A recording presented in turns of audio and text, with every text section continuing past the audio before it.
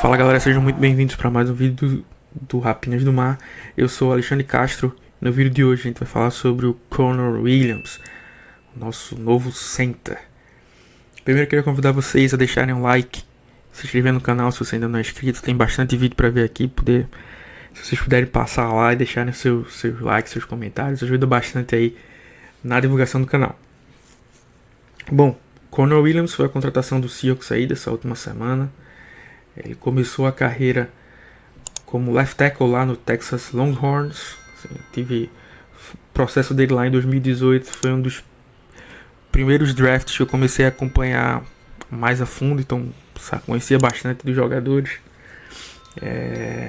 Ele era o offensive tackle número 1 da classe. Inclusive eu torci muito para o Seahawks escolher. No final do processo ele acabou perdendo um pouco de espaço. Colton Miller e outros passaram à sua frente. Ele inclusive escreveu uma carta, né, foi divulgada no NFL.com para as pessoas que fizeram bullying com ele durante a infância. Ele só começou a falar perto dos 4 anos, então tinha alguns problemas de fala. Ele era uma criança um pouco mais gordinha, né, então sofreu bastante bullying. Disse que acabou escrevendo uma carta lá dizendo que serviu de combustível para ele, coisa e tal. Até interessante de se ler. Ele foi escolhido na segunda rodada pelos Cowboys, jogou lá como left guard dos 4 anos, majoritariamente, e acabou indo para os Dolphins, né, quando seu contrato acabou, e fez mais uma mudança, né? Ele tinha mudado de tackle do college para guard na NFL, e aí mudou de guard para center lá nos Dolphins.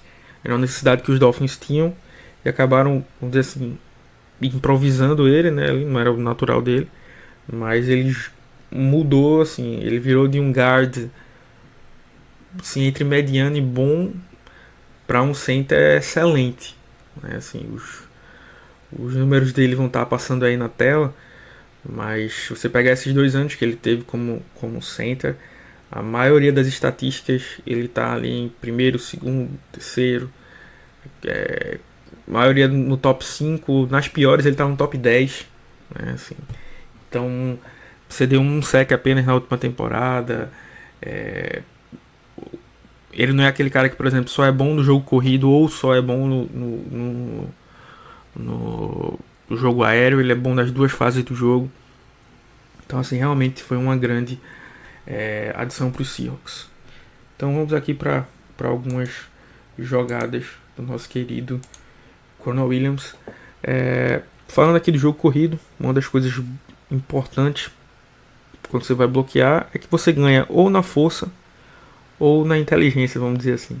Então, assim, às vezes você bloqueia o jogador, empurra ele 20 jardas para trás, e às vezes você faz o básico, que é simplesmente impedir que toma um ângulo, né, em que você impeça que o jogador chegue no seu running back, né? Então, assim, eu não preciso derrubar esse cara todos os snaps, eu só preciso impedir que ele chegue no meu running back, né? Então aqui ele já tomou um ângulo. Perceba que ele sempre faz essa alavanca, né?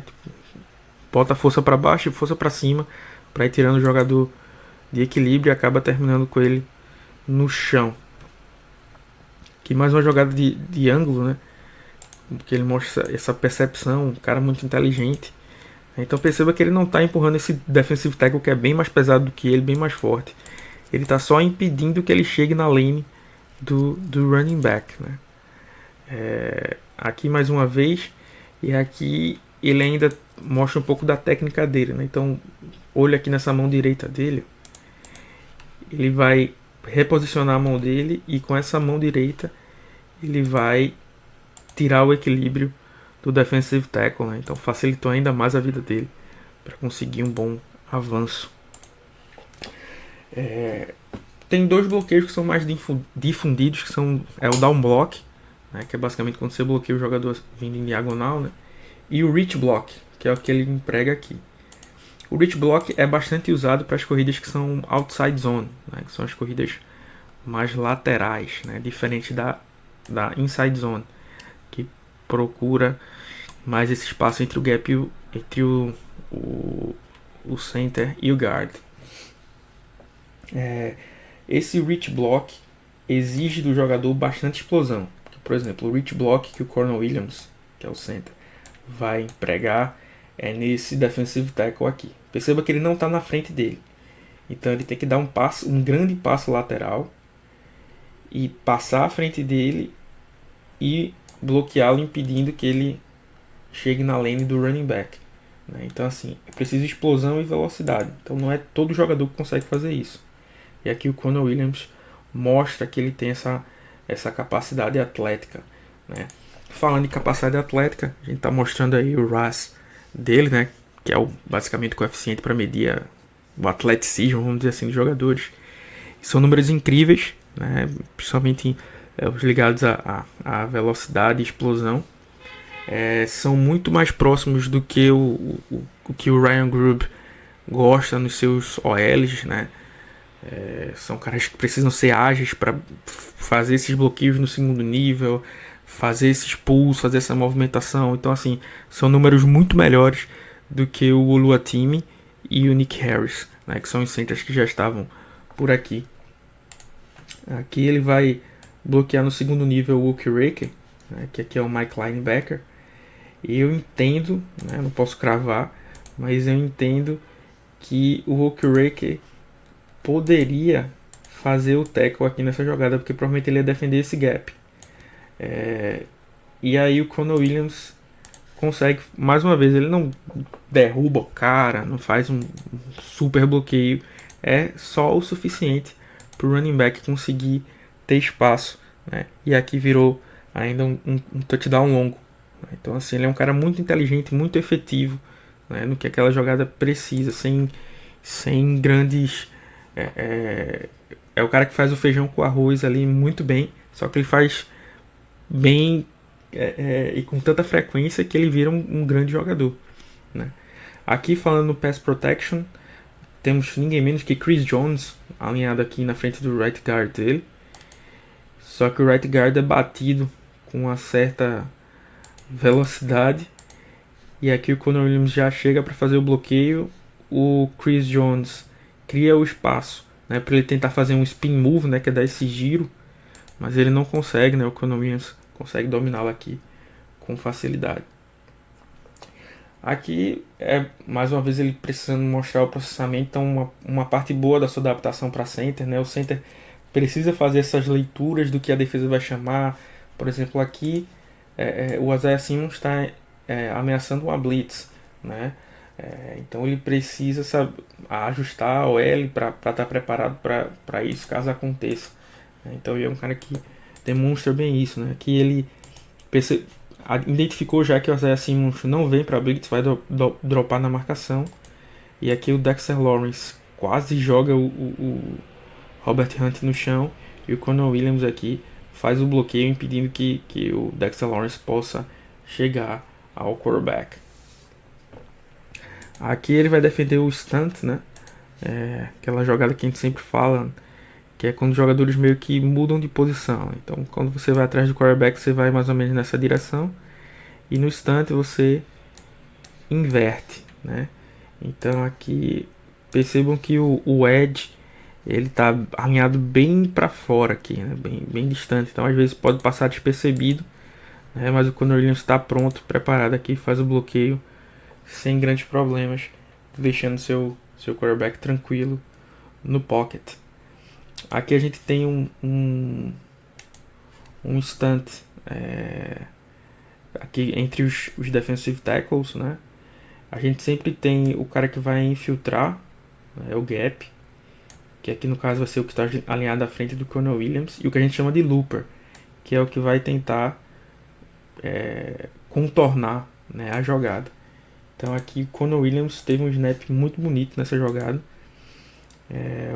O defensive tackle dos Patriots vai tentar infiltrar, ele já percebeu, passa, né? Ele precisa passar para o right guard desse jogador e receber, né, o outro. Então ele faz isso muito bem, dando tempo para o Tagovailoa fazer o passe em profundidade. Aqui um probleminha de snap que ele teve em alguns momentos, um pouco esperado, né, assim, já que ele tem bem menos tempo de center, né, apesar que nessa jogada aqui eu acho até que foi mais falha, dava pro Tagovailoa pegar esse passe, esse snap, mas é algo que ele precisa melhorar no futuro. E aí você deve estar pensando, poxa, se esse cara é tão bom assim, por que ele é um free agent até agora? Bom, ele sofreu uma lesão, rompimento do ligamento anterior, famosa ACL, né? E é uma lesão bem complicada. Claro que existem vários níveis do rompimento. O dele aparentava ser bem grave, porque algumas pessoas chegaram a cogitar, nada confirmado, mas que ele poderia até se aposentar, né? Ou no mínimo do mínimo, melhor dos mundos, ter que ficar 2024 inteiro sem jogar para se recuperar. E aí ele tem um agente que é um dos agentes mais famosos aí na NFL, que é o Drew Rosenhaus. E ele teria divulgado que ele teve uma recuperação muito boa, que estaria pronto para jogar na semana 1 de 2024.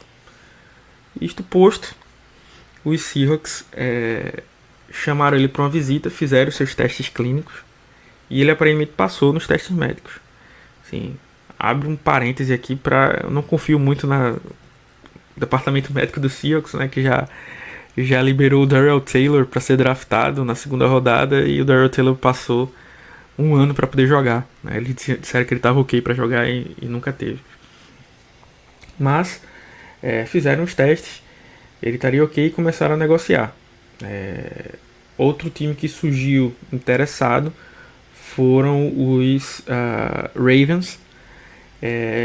No entanto, o Conor Williams tinha mostrado um desejo maior de jogar como center. Eu acho que ele percebeu que os números dele melhoraram muito, né? E lá nos Ravens ele já tem o Tyler Linderbaum, que é um cara muito bom, né? Então assim, provavelmente os Ravens estavam pensando nele para guard, né? E os Seahawks estavam pensando nele para center e center titular. Por que eu digo isso? Esse interesse surgiu logo depois que os treinos com pads, né, os treinos reais começaram a acontecer. Então o que é que eu entendo? Eles viram o Oluwatimi e o Nick Harris em campo e não gostaram muito do que viram, então procuraram dar um upgrade na posição.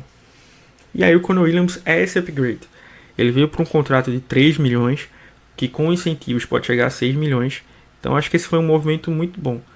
É aquele movimento que até se der errado, foi certo você fazer, porque assim, é uma aposta válida. Assim, se no pior dos mundos ele não jogar muito mal, você gastou 3 milhões e aí você vai ter que se virar com o Oluwatimi e Nick Harris, que já eram os caras que você ia ter que se virar. Qual é o outro ponto? Às vezes você volta dessa lesão e não é o mesmo jogador, né? Então não tem a mesma explosão, não tem a mesma confiança. Então assim, a gente não sabe como ele vai voltar. Só que assim, eu ainda acho que, sei lá, se a gente estiver falando de 80% da capacidade dele, 70%, eu ainda acho melhor do que o Nick Harris e o Oluwatimi, né? Então já seria um upgrade, né? E assim, no melhor do melhor dos mundos, né, ele manteria seus números aí, ou bem próximo desses números, seria um upgrade. E pra mim, tem a chance de ser o melhor center que o Seahawks teve nos últimos 10 anos. Assim, desde que a gente perdeu o Max Younger, ali o Justin Britt foi um cara muito sólido, né? Então assim, eu acho que no baixo o Conor Williams seria o Justin Britt ali, com potencial para ser bem mais, né? Dependendo de como ele vai voltar dessa lesão.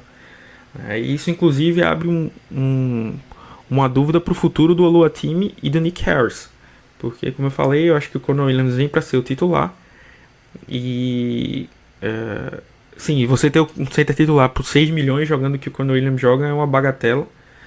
Aí no final do ano você pode renovar com ele, pode deixar ele sair para free agency muito mais valorizado, né? Os Dolphins deixaram ele sair por conta da lesão e assinaram com o Aaron Brewer por um contrato alto, né? Então assim, ele pode se valorizar e isso virar uma pick compensatória no futuro. Então assim, como eu falei, eu acho que foi um movimento muito acertado, né? Assim, você perde pouco e tem chance de ganhar muito se der certo.